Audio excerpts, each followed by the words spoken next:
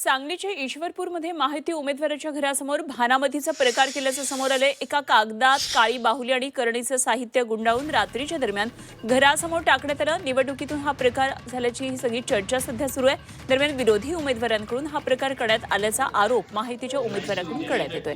या घटनेनंतर ईश्वरपूर शहरात एकच खळबळ उडाली।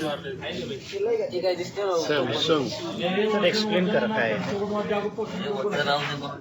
त्या बिया कसल्या माहित नाही टाकताना मुलांना बघितलं नाही बघितलं असेल तर माणूस माहित आहे का समोर आहे सगळं साहित्य पोलिसांच्या समोर पोलिसांनी बनवून त्याचा पंचनामा करून पोलिसांच्या ताब्यात दिलेला आहे आणि एवढा घाणेरडा प्रकार करणे हे योग्य नाही। ज्या कोणी व्यक्तीने हे प्रकार केला आहे त्याला मी सांगू इच्छितो असल्या प्रकारानं आमचं काय वाईट होणार नाही आणि कुणाच्या करणीनं कुणाच्या चेष्टेनं कुणाच्या तोटक्यानं जर वाईट होत असतं तर एवढं मोठं बाबासाहेब आंबेडकरांनी जे संविधान दिलं त्याला लोकशाही दिली, त्या लोकशाहीत इलेक्शनचं काय राहिलं नसतं।